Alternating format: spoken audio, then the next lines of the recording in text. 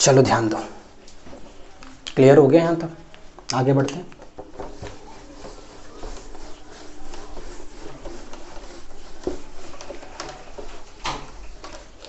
चलो ध्यान दो, थोड़ा सा अपन स्ट्रक्चर की बात करते हैं, ध्यान देना। एक बात सुन लो आप, जैसे भी अभी हम बात कर रहे हैं K4FeCN6, अभी हमने इसी पे बात किया था ना, ठीक है। देखो ये अपना क्या है, प्राइमरी वैलेंसी, ये पूरा क्या है, सेकेंडरी वैलेंसी, ये क्या है, लिगेंड, ये क्या है, कोऑर्डिनेशन नंबर, ये क्या है, सेंट्रल मेटल एटम, ये क्या है, कोऑर्डिनेशन स्फीयर, ये क्या है, आयनिक स्फीयर बोल सकते हो इसे आप, आयनिक स्फीयर भी इसका नाम बोल सकते हो आप, ठीक है।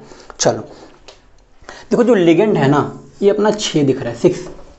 तो जनरली जो क्वेश्चन अपने पास आने वाला है, या तो वो 4 लिगेंड पर आने वाला, या तो 6 लिगेंड पर आने वाला। वैसे 2 लिगेंड का भी होता है, बहुत ही रेयर केस होते हैं, ठीक है, 5 का भी होता है, लेकिन अपने को जो क्वेश्चन आने वाला है 4 और 6 पर आने वाला है। तो अपन 4 और 6 पर ही फोकस करेंगे, है ना। चलो थोड़ा सा अब थोड़ा इनकी स्ट्रक्चर की बात करते हैं, ठीक है, थोड़ा स्ट्रक्चर देखते हैं इसका कैसे बनता है। 4 लिगेंड का एग्जाम्पल अच्छा एक दिखा देते हैं थोड़ा सा। चलो देखो आप, CuNH3 4Cl2, बोलो कितने लिगेंड है यहाँ पर, 4, ठीक है।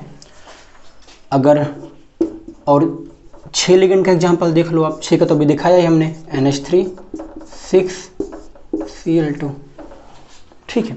बोलो 6 लिगेंड 4 लिगेंड। अपना जो भी क्वेश्चन आने वाला है वो या तो 4 लिगेंड पर आने वाला है, या तो 6 लिगेंड पर आने वाला है, ठीक है।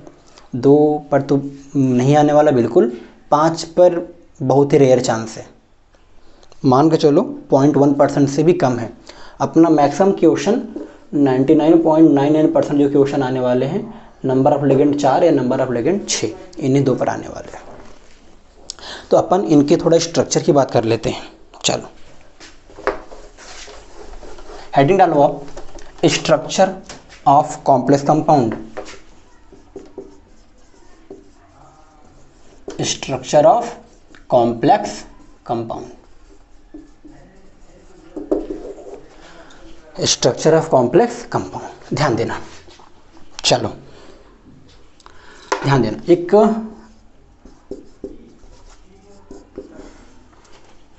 जैसे मैं आपसे बोलूं CuNH3 4Cl2, बोलो जब नंबर ऑफ लिगेंड कितना है यहाँ पर, 4,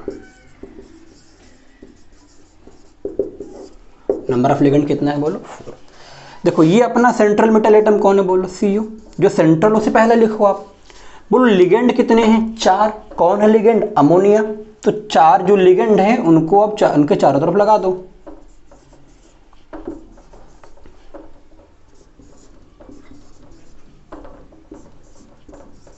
ठीक, ध्यान देना। अब बताओ ये जो लिगेंड होते हैं ना, ये कोऑर्डिनेट बॉन्ड बनाते हैं, क्या बनाते हैं बोलो, कोऑर्डिनेट बॉन्ड। तो ये बनाएगा कोऑर्डिनेट बॉन्ड। आपने पढ़ रखा है केमिकल बॉन्डिंग क्लास 11th में, ये लोन पेयर होता है, इसका ऑक्टेट कंप्लीट है, तो ये कोऑर्डिनेट बॉन्ड ही बनाएगा। अब कोऑर्डिनेट बॉन्ड बनाता कैसे है, इसके पास लोन पेयर है, और जो डी ब्लॉक के मेटल होते हैं उनके पास वैकेंट डी ऑर्बिटल होता है। क्या होता है बोलो, वैकेंट डी ऑर्बिटल। उसी वैकेंट, अब दिखाएंगे अभी कैसे होता है, अभी बस अभी जानते रहो, अभी आगे जब क्वेश्चन करेंगे तो अपने आप आ जाएगा, ठीक है। बस अभी इतना याद रखो कि वहाँ वैकेंट डी ऑर्बिटल होता है, कैसे होता है हम देखेंगे भी आगे चल के। तो इस लोन पेयर को उसके वैकेंट डी ऑर्बिटल में इंटर करा देता है, और फिर जाके बनता है अपना बोलो क्या, कॉम्प्लेक्स कंपाउंड। ध्यान देना। अब बोलो कितने अपने पास क्लोरीन है, 4। बोलो ये तो अपना सेकेंडरी वैलेंसी है ना अभी, और प्राइमरी वैलेंसी बोलो क्या अपना क्लोरीन। कितने क्लोरीन है, 4। तो 4 कहीं भी लगा दो, कोई जरूरी नहीं क्या है ना कि जैसा बुक में बनाए या जैसा मैं बनाऊँ आप बनाओ। जनरली प्रयास किया करो, एक इक्वल डिस्टेंस मेंटेन करने का प्रयास किया करो। बोलो ये बनेगा स्ट्रक्चर, ध्यान से देखना।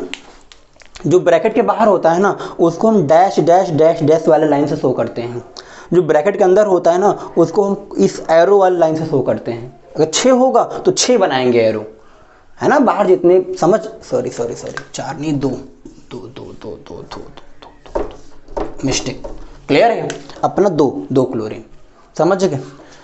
ध्यान देना, एक अभी हम अगर नंबर ऑफ लिगेंड 6 हो जाए, नंबर ऑफ लिगेंड बोलो कितना हो जाए, 6 हो जाए, अगर नंबर ऑफ लिगेंड 6 हो जाए, इसका एग्जाम्पल एक लगा देते हैं यहाँ पर, ध्यान देना, K4FeCN6। आपने बचपन में पढ़ा K4FeCN6 है ना, 6 लिगेंड तो शुरू से पढ़ रहे हैं हम लोग। चलो ध्यान दो, बोलो सेंट्रल मेटल कौन है, बोलो आयरन। जो सेंट्रल उसे पहले चिपका दो, बोल चिपक गया आयरन। कितने साइनाइड है, बोल 6। बोल कितने लिगेंड, 1 2 3 4 5 6। अपने पास 6 साइनाइड है। हाँ, अब एक बात और ध्यान देना, थोड़ा सा बच्चों को कन्फ्यूजन आता थोड़ा सा। चलो पहले समझ लेते हैं। बोलो कितने लिगेंड अपने पर, डब्बे के बाहर कितने हैं, 4। तो बोलो 4 कहीं से बना दो डैश डैश करके, 4 पोटेशियम, 1 क्योंकि कोई बाउंडेशन नहीं इसके लिए, 3 4। ठीक है, जनरली इक्वल बैलेंस करने का प्रयास किया करो। चलो ठीक है, अब ध्यान देना थोड़ा सा। तो अपन कुछ बता रहे थे। हाँ ध्यान दो, देखो जो अभी हमने, अब बोलोगे यहाँ आपने NH3 लिखा, यहाँ पर H3N लिखा, रियल में NH3 है। अगर आप बोल सकते हो कि मैं ऐसा लिख दूँ, क्या तकलीफ है? हाँ, समस्या ही समस्या है, ये गलत है। ध्यान देना, इसका मतलब क्या है, ये इसका मतलब है ना कि हाइड्रोजन लोन पेयर डोनेट कर रहा हूँ। हमें पता है लोन पेयर को डोनेट करेगा नाइट्रोजन, जो लोन पेयर डोनेट करेगा वही इस एरो के पास रहेगा, बाकी को दूर करना है। देखो इसे क्या पढ़ोगे आप, आपको देखकर लग रहा हो कि ये तो उल्टा लिखा है, मैंने H3N है लिखा है, लेकिन रियल में वो NH3 है। समझ गए? NH3 का मतलब बोलो क्या है अपना यहाँ पर, कि ये अपना लोन पेयर डोनेट कर रहा है। देखो यहाँ पर क्या है, आपको लग रहा है कि H3N लिखा है हमने, बट रियल वो क्या है, NH3 है। सेम चीज़ यहाँ तो आपको क्लियर दिख रहा है कि NH3 लिखा ही है और NH3 है भी। क्लियर है? चलो समझ गए? देखो यहाँ पर क्या है, हमने यहाँ पर C लिखा पहले, ये ऐसा हमने ऐसा नहीं लिखा CN लिख दें। अगर ऐसा लिखोगे तो इसका मतलब नाइट्रोजन लोन पेयर डोनेट कर रहा। देखो यहाँ पर कार्बन कर रहा, तो यहाँ भी कार्बन ही करेगा। तो अपना हो गया स्ट्रक्चर, जो लिगेंड 4 हो और लिगेंड 6 हो, इन्हें ड्रॉ कर लो आप।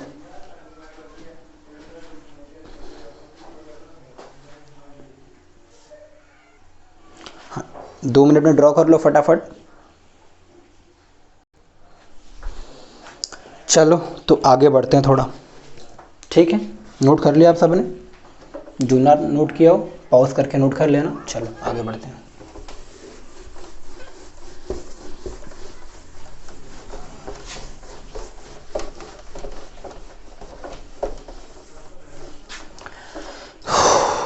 अगला हेडिंग है टर्मिनोलॉजी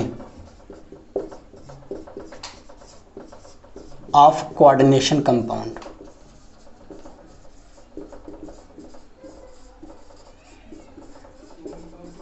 तो कोऑर्डिनेशन कंपाउंड के लिए टर्मिनोलॉजी, ध्यान देना।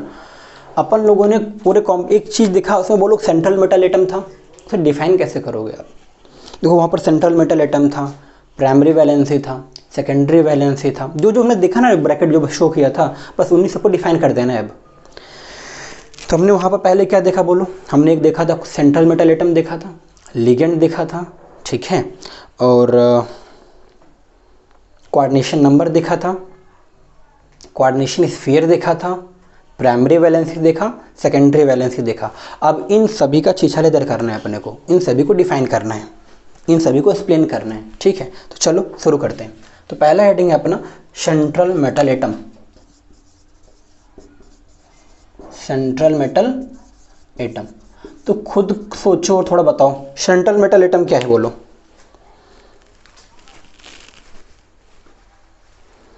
ध्यान देना, सेंट्रल मेटल एटम क्या, देखो अभी हम लोगों ने जब स्ट्रक्चर ड्रॉ किया था तो हमने ये देखा था ना, एक मेटल था बीच में, यहाँ से लोन पेयर्स आ रहे थे, यहाँ लिगेंड थे जो लोन पेयर डोनेट कर रहा था, बस ये डिफिनेशन हो गया। देखो central metal atom is the atom who can accept the lone pair electron from the ligand और एनी मॉलिक्यूल, ये अपना डिफिनेशन हो गया। तो कुछ नहीं, जो आपने बनाया ना उसी को डिफाइन करो, जो जानते हो बताओ, और कुछ नहीं करना है, डिफिनेशन रटना थोड़ी है। देखो ये सेंट्रल मेटल एटम है, कर क्या रहा, लिगेंड से लोन पेयर ले रहा, बस इतना ही बोलना है। Central metal atom is the atom who can accept the lone pair from the ligand. अब बोलो लिगेंड बोलो चाहे मॉलिक्यूल बोलो, अरे अमोनिया को लिगेंड बोलो, अमोनिया बोलो क्या लिगेंड ही तो है, लोन जो लोन पेयर दिया उसको लिगेंड बोलते हो आप, तो इसको आप लिगेंड बोलो या तो फिर अमोनिया मॉलिक्यूल बोलो, मतलब तो एक ही है ना। बोलो डिफिनेशन क्या हो गया अपना, central metal atom is the atom who can accept lone pair of electron from a molecule और अ लिगेंड। इसी को मैं लिख देता हूं अब,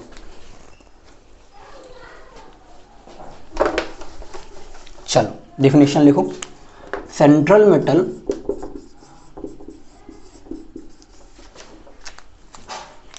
atom is a metal which can accept lone pair of electron from a ligand or a molecule called, ठीक है बस इतना ही, ठीक है। एग्जाम्पल लिखना चाहते हो एग्जाम्पल लिख लो आप, पीछे हमने एग्जाम्पल लिया था, कई एग्जाम्पल ले चुके हम लोग, K4FeCN6, बोलो ये क्या है अपना सेंट्रल मेटल एटम है।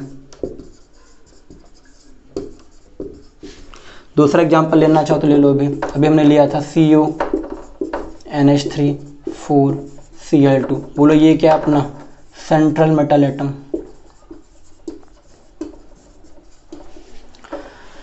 समझ गए, ध्यान देना, फिर से रिपीट कर लेते हैं। बोलो सेंट्रल मेटल एटम है क्या, सेंट्रल मेटल एटम जो लिगेंड से, लिगेंड बोलो क्या जो लोन पेयर देता हो, अरे वो भी तो एक मॉलिक्यूल ही है ना, अरे साइनाइड एक लिगेंड है, और साइनाइड बोलो एक आयन है या मॉलिक्यूल ही तो है ना। से अमोनिया बोलो क्या एक लिगेंड है एक मॉलिक्यूल भी है, साइनाइड बोलो क्या एक लिगेंड है और एक आयन भी है, समझ गए, एनायन भी है वो। तो बोलो क्या बोलोगे, तो सेंट्रल मेटल एटम, तो कुछ नहीं करना, डिफिनेशन याद नहीं करना, अपने से बनाओ। सेंट्रल मेटल एटम वो मेटल होता है जो किसी मॉलिक्यूल से या लिगेंड से लोन पेयर ले पाए, एक्सेप्ट कर पाए, बात खत्म।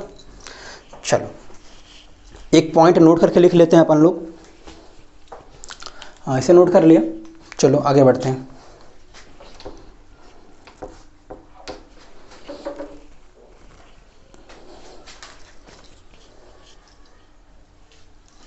चलो एक नोट पॉइंट लिख लो आप, ऊपर में लिख देता हूं, ध्यान देना। अभी हमने आपको बताया था जो सेंट्रल मेटल एटम होता है जनरली वो डी ब्लॉक का मेटल होता है। जितने भी सेंट्रल मेटल, जितने भी क्वेश्चन हम लोग करेंगे अभी आगे चल के, वो सब के सब, चल लिख लो आप, वो सब के सब डी ब्लॉक के मेटल मिलेंगे। जितने भी क्वेश्चन अपन लोग करेंगे सब में डी ब्लॉक का मेटल आएगा ही आएगा। तो अब क्वेश्चन ये उठता है, डी ब्लॉक के मेटल में ऐसी क्या प्रॉपर्टी आ गई कि जो ये कॉम्प्लेक्स कंपाउंड मैक्सिमम ही बनाता है ना। लगभग 99% के आसपास जो कॉम्प्लेक्स कंपाउंड बनते हैं ये डी ब्लॉक के मेटल ही बनाते हैं, उसमें अवेलेबल रहते हैं डी ब्लॉक के मेटल। तो क्वेश्चन ये आता है, और अपने क्वेश्चन में तो लगभग वही पूरा आने वाला ही, अपना जो सिलेबस है, अपना जो क्वेश्चन आने वाला है अपने में वो डी ब्लॉक ही आने वाला है। एफ ब्लॉक के भी कुछ एलिमेंट बनाते हैं, बट अपना जो सिलेबस है वहाँ डी ब्लॉक ही आने वाला है। तो ध्यान देना, अब क्वेश्चन ये उठता है डी ब्लॉक के अंदर से क्या प्रॉपर्टी आ गई कि ये पूरा कॉम्प्लेक्स कंपाउंड बना रहा है ना। अरे पी ब्लॉक में भी कुछ मेटल होता है, एस ब्लॉक में मेटल होता है, लेकिन ये लोग नहीं बनाते, क्यों डी ब्लॉक बनाता है या एफ ब्लॉक बनाता है। एफ ब्लॉक बहुत कम बनाता है, डी ब्लॉक वाले सबसे ज़्यादा बनाते हैं। तो ऐसा क्यों होता है, ध्यान देना। ऐसा होने का मेन रीज़न पहला है, तो इससे पहले पॉइंट लिख लो आप, जनरली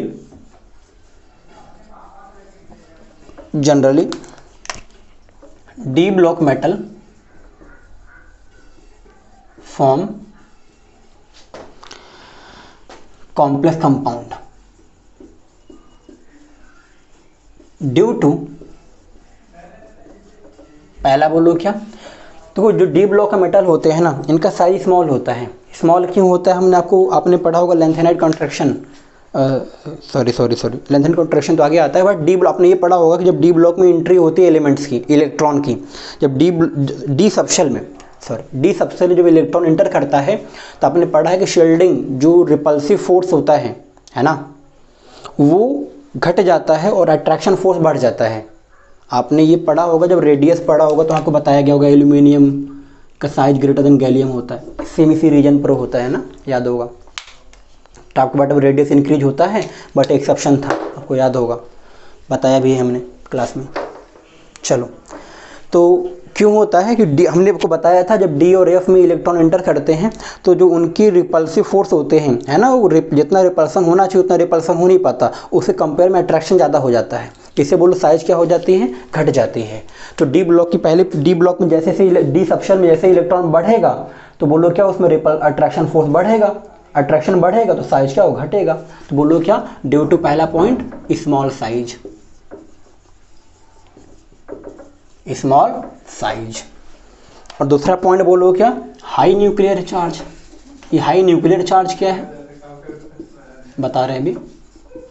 और तीसरा पॉइंट है अपना availability of vacant D orbital. चलो ध्यान देना, समझते हैं थोड़ा सा। चलो देखो, ध्यान दो, देखो डी ब्लॉक जो वैकेंट डी ऑर्बिटल कैसे, एक एग्जांपल ले लेते हैं। जैसे अपन बोले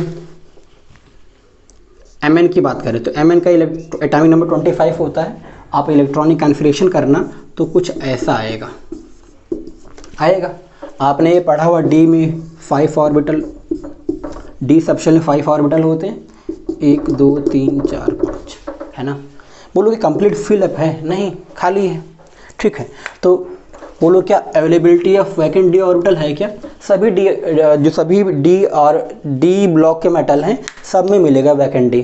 तो पहला रीजन तो ये हो गया कि हाँ बोलो क्या availability of vacant D orbital, ठीक है।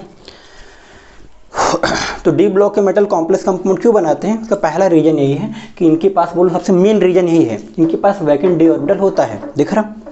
दूसरा हाई न्यूक्लियर चार्ज, बोलो अभी हमने आपको बताया था कि डी और एफ में जैसे इलेक्ट्रॉन इंटर करता है, इलेक्ट्रॉन के इंटर करने से तो इलेक्ट्रॉन काम होता है रिपल्सन देना, है ना। इलेक्ट्रॉन काम बोलो अपना क्या होता है, रिपल्शन देना। बट रियल में जितना वो रिपल्सन इलेक्ट्रॉन दे पाता है उससे ज़्यादा अट्रैक्शन हो जाता है। क्यों हो जाता है, आपने पढ़ रखा है कि डी और एफ के जो इलेक्ट्रॉन होते हैं उनका शील्डिंग फोर्स जो होता है बहुत ही कम होता है, तो इससे अट्रैक्शन बढ़ जाता है। शील्डिंग फोर्स कम क्यों होता है, साइज बड़ा होता है ना। चलो दोबारा सुन लो एक बार कि डी और एफ में इलेक्ट्रॉन जैसे इंटर करेगा तो इलेक्ट्रॉन का काम होता है रिपल्सन देना, क्योंकि इलेक्ट्रॉन इंटर करेगा तो प्रोटॉन ऑटोमेटिक बढ़ेगा न्यूक्लियस में। तो इलेक्ट्रॉन काम होता है रिपल्सन देना, वो रिपल्सन दे नहीं पाता, बट प्रोटॉन अपना काम लगातार करता है। तो इससे बोलो क्या होता है, अट्रैक्शन बढ़ जाता है और साइज क्या हो जाता है, घट जाता है। तो स्मॉल साइज और बोलो अट्रैक्शन बढ़ गया, अट्रैक्शन बढ़ना मतलब हाई न्यूक्लियर चार्ज, उस अट्रैक्शन को ही बोलते हैं न्यूक्लियर चार्ज। बोलो small size, high nuclear charge और availability of vacant D orbital, दिख रहा है यहाँ पर, सब में ऐसे मिलेगा। तो ये इसका मेन रीजन है ना। चलो तो नोट कर लिया, तो आगे बढ़ते हैं।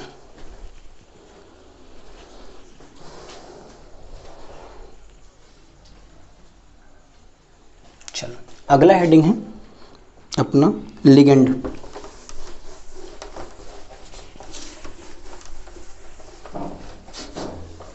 अपना अगला हेडिंग है लिगेंड। बोलो लिगेंड क्या है, ठीक। तो लिगेंड क्या है, ध्यान देना। अपने से बताओ ना डिफिनीशन क्या होता है। चलो डिफिनीशन अपने से बताओ, बोलो लिगेंड क्या होता है। अभी बताया हमने, जो लिगेंड जो होता है जो सेंट्रल मेटल एटम को लोन पे डोनेट करे, बस सिंपल सी बात। The molecule or ion which can donate lone pair electron to the central metal atom are called as ligand, ठीक है। चलो तो इस टॉपिक को आज यहीं पर होल्ड करते हैं, आगे नेक्स्ट क्लास से बात करेंगे।